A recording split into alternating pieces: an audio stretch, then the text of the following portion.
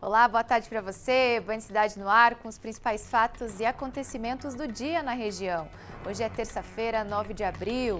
Vamos subir a serra comigo? Ao vivo, imagem de Campos do Jordão. Faz 21 graus neste momento por lá. Boa tarde também para quem acompanha o jornal pelos nossos canais digitais. Também é transmitido ao vivo pelo YouTube. Sejam todos muito bem-vindos.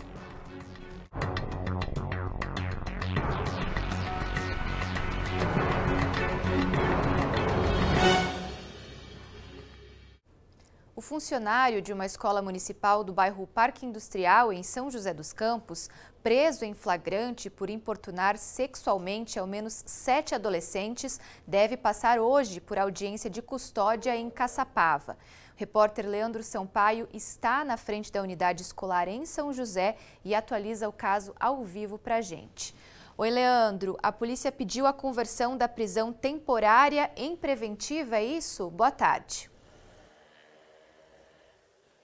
Boa tarde, Carol, para você também. Muito boa tarde para todos que nos acompanham. Exatamente, Carol. Então, essa audiência deve acontecer virtualmente daqui a pouco, agora à tarde. A gente ainda não tem exatamente o horário, mas deve acontecer agora à tarde. Então, a prisão preventiva tem o objetivo aí de evitar uma possível fuga ou também que o acusado possa continuar cometendo o crime. No caso deste homem, ele foi preso ontem em flagrante e foi levado então para a Delegacia da Mulher aqui em São José dos Campos, na DDM. Lá ele foi ouvido pela delegada, ele foi preso então porque ele foi encontrado oferecendo doces e fazendo importunação sexual com meninas desta escola aqui, viu, Carol? No total, 7 meninas levantaram então as informações e passaram para a pedagoga dessa escola o que estava acontecendo. E não é um caso isolado, viu? Segundo informações, esse caso já vinha acontecendo há algum tempo. Então a pedagoga levou então essas informações para a delegada, um pai também chamou a polícia ontem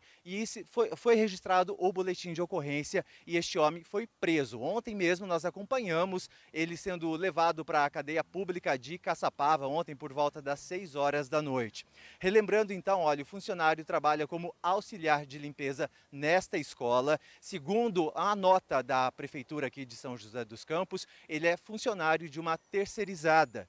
E ele trabalha aqui já há alguns anos e mostra um comportamento normal. Ele nunca apresentou para os professores ou para a diretora algo suspeito. Eu conversei agora há pouco com alguns comerciantes aqui em volta da escola, eles também conhecem este funcionário da escola e segundo eles o comportamento dele é de um homem normal, viu, Carol? E não apresentava nenhum sinal de nada, mas as meninas acusaram então, diz que ele oferecia doces, convidava essas garotas então para ir até a despensa onde guarda os produtos de limpeza e ali então ele cometia este crime de importunação sexual. A gente relembra o caso que aconteceu ontem por volta das 10 horas da manhã. O flagrante, então, aconteceu aqui nesta escola, no Parque Industrial. As meninas relataram em detalhes para a pedagoga e também para a delegada de polícia ontem. Nossa equipe também ouviu alguns familiares ontem na porta da delegacia. Eles não quiseram gravar entrevista com a gente, mas eles falaram que estavam bastante chocados com a notícia, porque as meninas até então não passavam a informação em casa.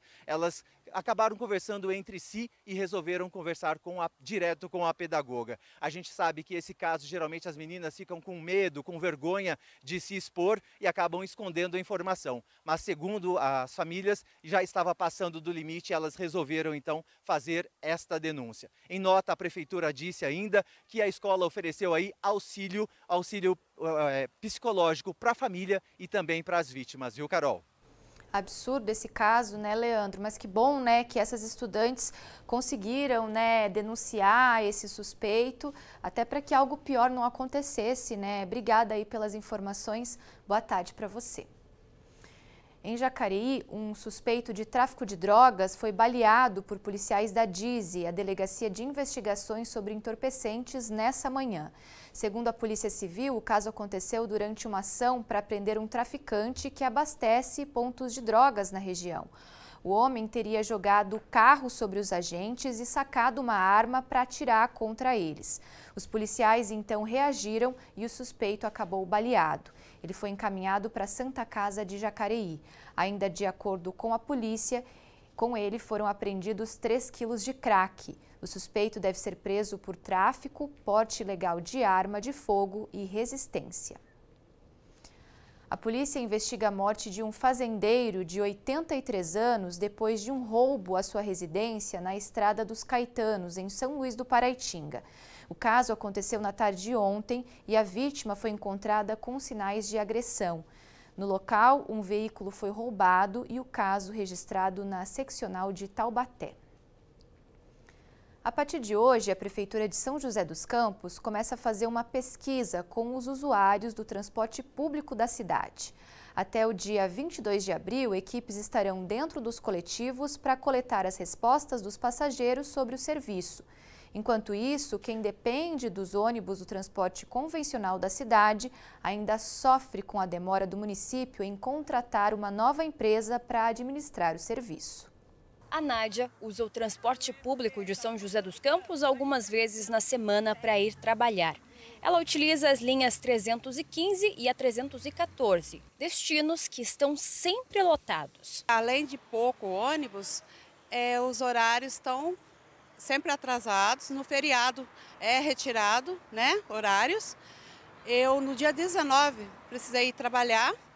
E fiquei no ponto porque o ônibus passou muito lotado, não parou. Ela também já passou sufoco com o ônibus quebrado. Esses dias, no mesmo dia, quebrou 2 ônibus. O Ricardo já perdeu as contas de quantas vezes chegou atrasado no trabalho por causa da demora nos ônibus. Olhar a hora e ver se o veículo está vindo já é rotina. Quando passa lotado, não tem nem como você entrar dentro, você perde ele, daí você tem que pegar outro, esperar. Que nem esses dias mesmo eu cheguei aqui, eu fui pegar ele, estava super cheio, não pude nem entrar dentro. Eu tive que pegar 2 ônibus para poder ir para o trabalho. Sendo que a empresa paga um para mim e um para mim voltar. Eu tive que pegar 2. Entre os 260 mil passageiros do transporte de São José dos Campos, não é difícil achar mais reclamações. A questão de horário não está muito legal não, certo? Passa um ônibus atrás do outro lá e depois fica 40, 50 minutos para passar outro. Eles teriam que colocar mais ônibus diferenciados no nosso bairro, que não tem. Só tem o Interlago e o Torrão de Ouro. Então, se demora eles, atrasa a nossa vida para ir trabalhar. Linha 219, linha abastecedora. Ela leva 1h05 para chegar na região do Santa Luzia. Temos 4 ônibus naquela região. Pedimos constantemente o apoio da mobilidade urbana para nos ajudar. E nada está sendo feito. Há anos, a Prefeitura de São José dos Campos tem a promessa de substituir a atual frota do transporte público para ônibus elétricos. 4 licitações para o aluguel desses veículos foram abertas e todos os certames fracassaram. A primeira abertura dos envelopes do edital foi em 2021 e teve apenas uma empresa interessada, a Itapemirim, que não estava habilitada para assumir. Em 2022 e 2023, outros 2 editais foram barrados pelo Tribunal de Contas do Estado, que questionou o fornecimento de itens como bateria aos veículos e a ausência de audiência pública. E a última e mais recente tentativa aconteceu no início deste ano com o edital mais detalhado. Novamente, apenas a empresa Master Solution se interessou, mas os documentos da empresa foram analisados e recusados pela Prefeitura. Enquanto outra licitação não fica pronta, a Prefeitura tenta melhorar o atendimento do transporte público e iniciou uma pesquisa de satisfação aos usuários do transporte. Quem usa o ônibus espera que a ação ajude. Conversando com a gente aqui, eles vão saber o que a gente precisa realmente nos nossos bairros, entendeu? A gente fica na expectativa de ficar meio com o pé atrás, porque tudo que eles prometem eles nunca cumprem, entendeu? Já vem há anos desse jeito, já os caras falando que vai mudar, que não sei o que. Nós pedimos um posicionamento para a Prefeitura de São José dos Campos sobre as reclamações citadas na reportagem. O município, no entanto, não quis se pronunciar. Uma operação do Ministério Público com a Receita Federal contra dirigentes de empresas de ônibus da capital que teriam ligação com o crime organizado teve como alvo um suspeito de São José dos Campos. A ação chamada Fim da Linha foi deflagrada hoje com 4 mandados de prisão preventiva e 52 mandados de busca e apreensão expedidos em São Paulo e em outras 11 cidades paulistas, incluindo São José. Segundo a Receita Federal, a investigação apontou que o grupo usaria esquemas tributários para lavar dinheiro de uma facção criminosa, isso por meio de 2 empresas de ônibus que atuam na capital. Ao menos 25 milhões em débitos em tributos já foram identificados. A estimativa é que as multas pela movimentação ilegal de dinheiro possam chegar a 200 milhões de reais. A ex-vereadora de Taubaté, Lorene, assume hoje o cargo de deputada federal em Brasília. Ela será a única representante do Vale do Paraíba no Congresso Nacional, já que Milton Vieira, do Republicanos, está licenciado. Lorene toma posse durante a sessão das 14h. A primeira suplente do Solidariedade teve 29.703 votos e assume a vaga de Paulinho da Força, afastado da função por questões médicas. A futura deputada também é pré-candidata à Prefeitura de Taubaté e deve ficar no cargo até agosto. Em Jacareí, o fim da intervenção da Santa Casa gerou questionamentos por parte dos pacientes e moradores. Muitos são contra o encerramento da gestão municipal, com o temor de piora no serviço. Segundo a Prefeitura e a Santa Casa, o atendimento não será impactado e as dívidas serão pagas pela interventora. Já na Câmara, o projeto sobre o fim da intervenção, retirado da pauta na última semana, não está previsto para ser votado na sessão de amanhã. Muitos pacientes são contra o fim da intervenção da Prefeitura na unidade. Ficar na mão da Prefeitura, que já teve na mão da Irmandade, teve ruim. As pessoas falam para mim que teve ruim. Eu acho que a Prefeitura deve continuar administrando porque é boa. Já coloquei 2 lentes aqui na Santa Casa. Cada lente custa 12 mil reais as 2 lentes. Não cobrar mão de obra e nem nada. Não deveria mudar não, porque muda para outro depois é pior. Eu sou a favor de continuar a mesma administração. O município pretende iniciar esta semana um período de transição com a Santa Casa para entregar definitivamente a gestão do hospital para a Irmandade, que deve assumir a partir do dia 1º de maio. Decisão que acontece enquanto a Câmara ainda não vota o fim da intervenção. A intervenção é uma decisão da Prefeitura, não depende da Câmara nem de aprovação da Câmara.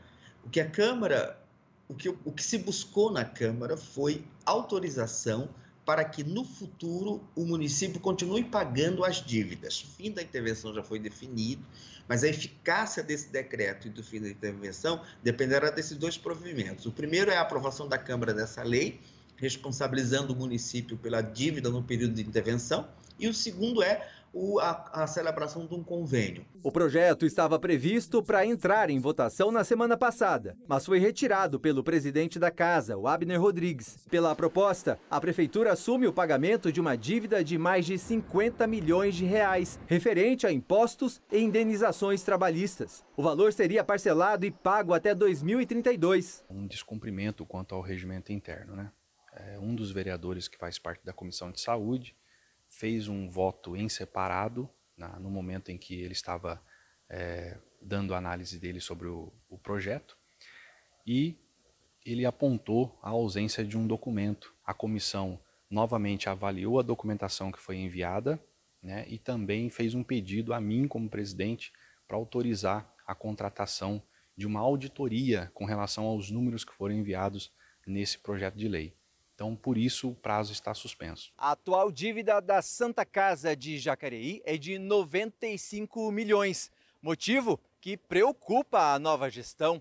Há 3 anos, a Santa Casa já passou por reformas e teve investimentos em equipamentos. Mas esta parte onde nós estamos aqui fora já tem mais de 200 anos e sempre é preciso fazer alguma reforma. Transição, a gente já passou toda a documentação que a Irmandade solicitou, né? Balanços, a listagem de equipamentos. A Irmandade já tem um quadro administrativo pronto, né, e capacitado para quando eles a reassumirem, eles já vão tocar a administração da Santa Casa normalmente. A questão dos atendimentos, acredito que não vai sofrer nenhum tipo de... não vai ser prejudicado porque tem um contrato, né? O município tem um contrato com a Santa Casa e esse contrato tem que ser cumprido para atender a população. Desde 2019, Prefeitura e Irmandade trabalham para articular e organizar o fim da intervenção. Desde 2003, a unidade estava sob responsabilidade do município. Nosso retorno para a Santa Casa são em condições muito diferentes, porque nós vamos ser os prestadores de serviço e a Prefeitura, através da Secretaria de Saúde, são os compradores dos serviços. Sobre o projeto do fim da intervenção da Santa Casa não ter entrado na pauta de amanhã, a Câmara de Jacareí, melhor dizendo, emitiu uma nota informando que, além da falta de documentações, faltam ainda audiências públicas para tratar sobre o encerramento da intervenção. Com isso, as regras do processo legislativo não permitem a inclusão do projeto na ordem do dia. A gente, então, segue acompanhando esse caso. Band Cidade vai para um rápido intervalo e na volta tem mais notícias para você e, claro, a interação do nosso WhatsApp 997168021. Mande sua mensagem, converse comigo, eu volto já já. Agora a hora certa para você, 12h44.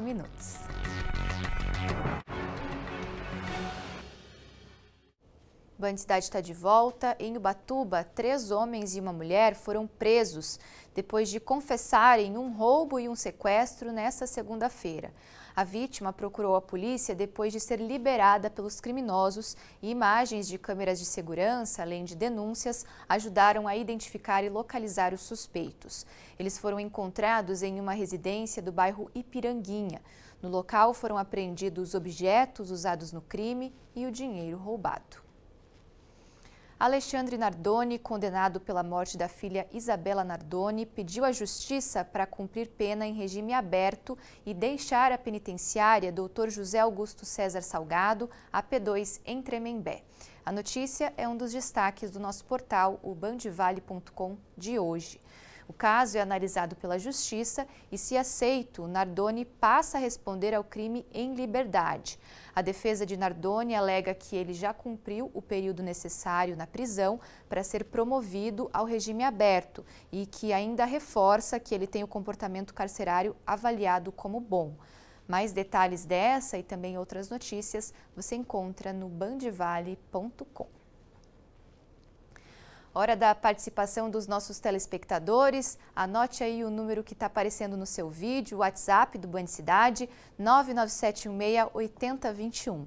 Para ele você pode enviar mensagens, fotos e vídeos, sugestões, comentários, reclamações. Tudo é muito bem-vindo. A gente ajuda e faz o jornal com a sua ajuda, melhor dizendo.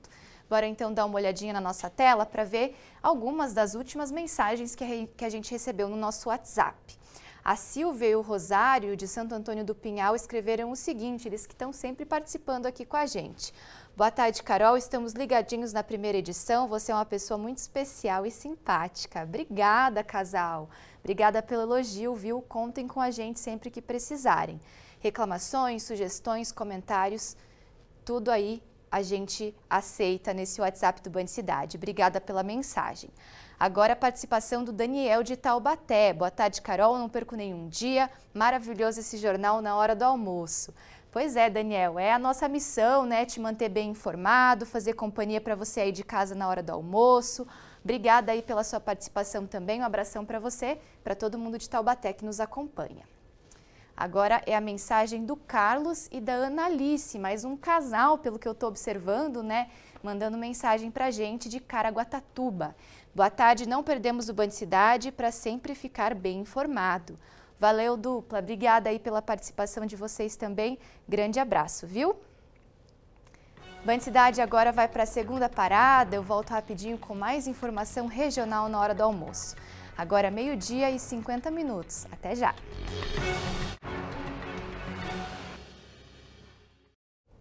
Estou de volta e em Taubaté a Prefeitura analisa os documentos das 7 empresas, organizações sociais interessadas em assumir a gestão do Agamute. Esse processo deve levar 20 dias e está previsto ainda um período de transição com a atual gestora, a SPDM. 7 envelopes de empresas interessadas foram abertos ontem, durante o chamamento público para gerir o Hospital Municipal Universitário de Taubaté, em crise desde agosto do ano passado.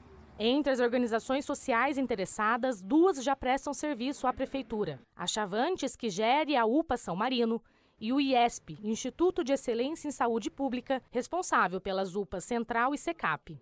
Além da análise das licitantes, a Secretaria de Saúde também vai analisar o plano de trabalho e depois será aberto um segundo envelope com a proposta financeira das empresas. O atual contrato com a Gamut e com a SPDM, a Associação Paulista para Desenvolvimento da Medicina, termina no dia 30 deste mês. Depois, começa o processo de transição da atual gestora para a empresa vencedora. A gente espera que até o final de abril a gente tenha a empresa campeã dentro da licitação, aí nós fazemos o contrato com eles, eles iniciam um processo de transição. Dentro de uns 60 dias a 90 dias a gente esteja a empresa já trabalhando sozinha dentro do aparelho hospital-escola. Ainda segundo o secretário de Saúde, na próxima semana os atendimentos no Gamut vão ser retomados de forma gradual no hospital. A abertura da parte clínica, a parte pediátrica, a parte de aparelhos auditivos dentro da clínica e os exames citopatológicos que a gente faz da região também dentro do aparelho. O Gamut entrou em crise em agosto de 2023, quando suspendeu todos os atendimentos ambulatoriais e priorizou apenas casos de urgência e emergência. Os atendimentos foram interrompidos devido a atrasos no repasse financeiro por parte da Prefeitura. A SPDM afirma que ainda falta o pagamento de 31 milhões de reais. Já a administração pública diz que esse valor demanda da gestão antiga e recorreu à Justiça.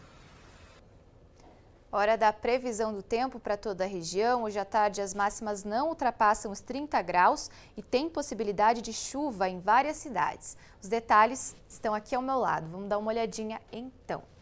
Em Paraibuna, hoje a máxima deve chegar aos 26 graus, não sobe muito à tarde e tem possibilidade de chuva fraca ao longo do dia. Em Caçapava, mesma situação, máxima de 26 graus, sol até aparece, mas também bastante nebulosidade, né? A quantidade de nuvens vai aumentando ao longo do dia e também existe essa possibilidade de chuva fraca na parte da tarde. Em Aparecida, um pouquinho mais quente, máxima de 29 graus e a cidade também tem uma chance de chuva fraca nessa terça-feira. Em Ilhabela, no litoral norte, máxima de 27 graus, por lá pode chover forte, tem chance de temporal. Ubatuba também no litoral norte, chuva fraca, tem essa possibilidade e mesma máxima de Ilhabela, 27 graus. Em Cruzeiro, calor à tarde, a máxima aí alcançando os 30 graus e não deve chover hoje, mas o céu fica mais nublado, então bastante nebulosidade por lá.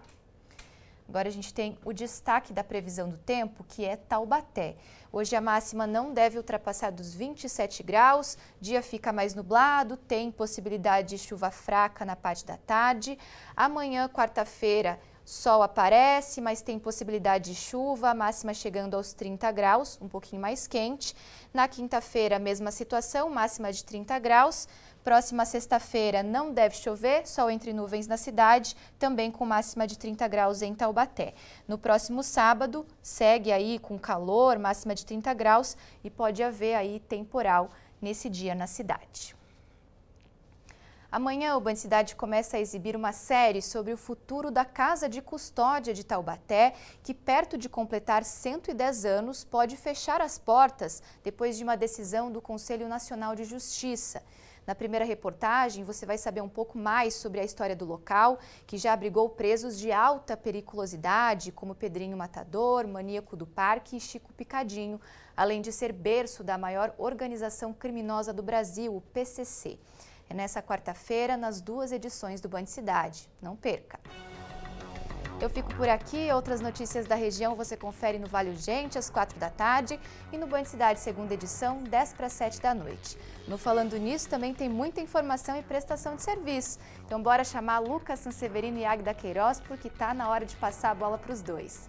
Oi, gente, qual que é o tema central do programa de hoje? Boa tarde. Boa tarde, Carol. Boa tarde, minha amiga. Boa tarde, amigo. Olha, abril tem uma cor tão importante, azul. A gente vai pensar nesse mês, que é o mês para a gente se conscientizar sobre o autismo.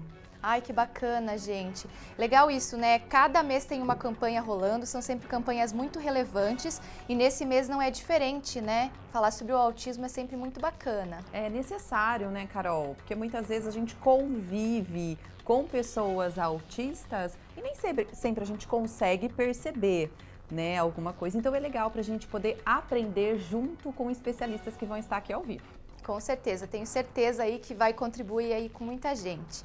Pessoal, bom programa para vocês então. Um beijão, até amanhã. Beijo, boa tarde.